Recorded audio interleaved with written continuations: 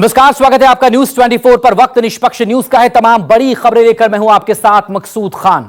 चौथे चरण के चुनावी रण से पहले बीजेपी ने राहुल गांधी के खिलाफ चौतरफा मोर्चा खोल दिया है। कांग्रेस के घोषणा पत्र पर सवाल उठाते हुए बीजेपी के तमाम नेता राहुल गांधी और इंडिया गठबंधन को पाकिस्तान परस्त बताने लगे हैं। लेकिन राहुल गांधी ने जनता को आगाह कर दिया कि बीजेपी चाहे जितना भी भटकाने की कोशिश करें, असल मुद्दों से हटना नहीं है।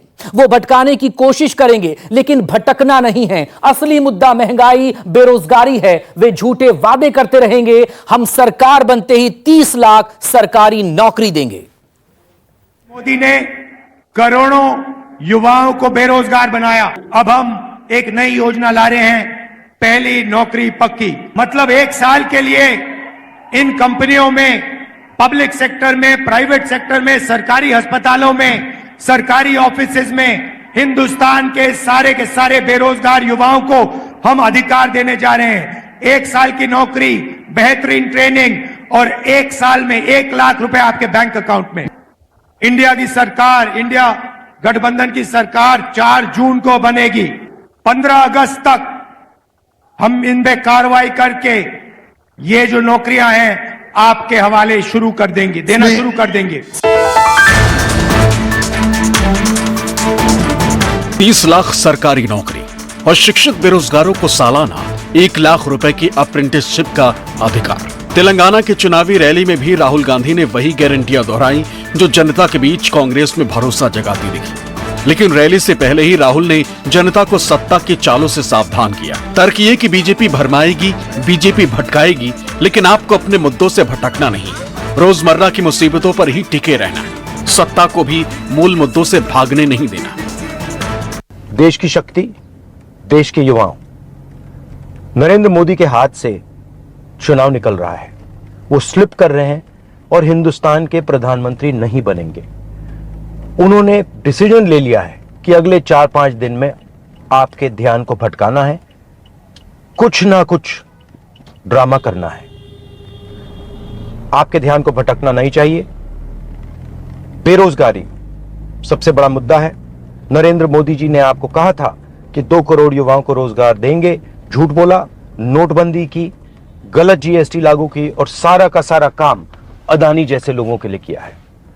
हम भर्ती भरोसा स्कीम ला रहे हैं। 4 जून को इंडिया गठबंधन की सरकार आ रही है। 15 अगस्त तक भर्ती भरोसा स्कीम में 30 लाख युवाओं को रोजगार देने का काम शुरू हो जाएगा। ये चौथे चरण का जो चुनाव होने जा रहा है, इससे पहले 3 चुनाव हो चुके हैं और चौथे चरण के बाद 3 चुनाव और होने हैं। ये बिल्कुल बीच का चुनाव दिखाई दे रहा है।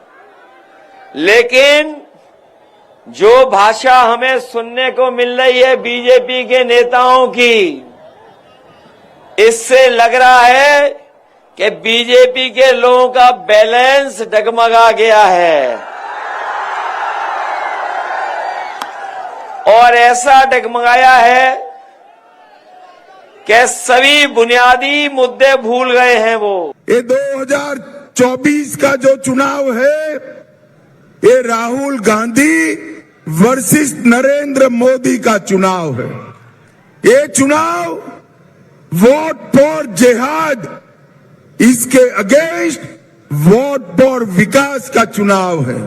ये चुनाव परिवार के कल्याण, अपने परिवार के कल्याण के विरोध देश की जनता के कल्याण का चुनाव है।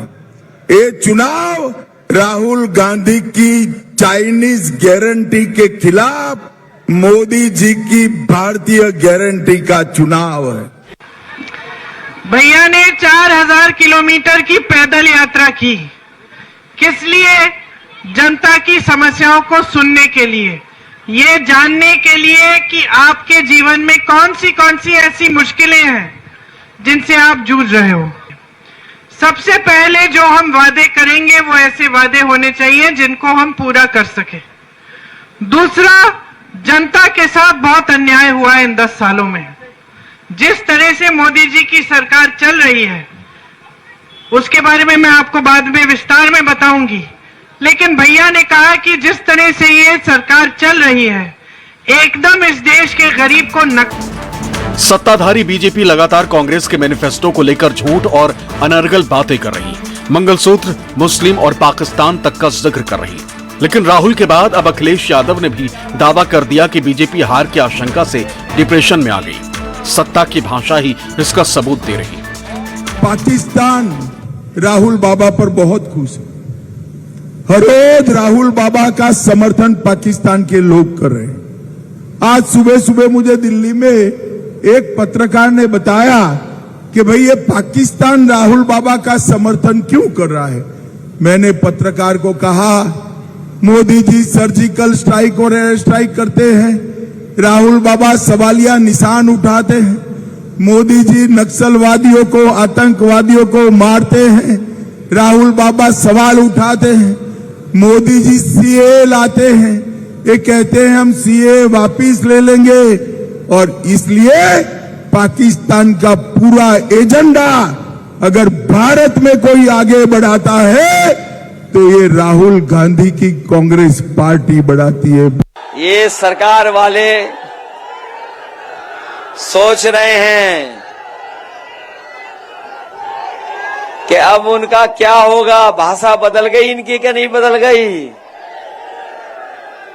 पिछले 3 चरणों में जब से ये हारे हैं, इनके बड़े बड़े नेताओं की भाषा बदल गई है, और दिल्ली वाले जो प्रधान सांसद हैं वो तो जाने कितना घबरा गए हैं।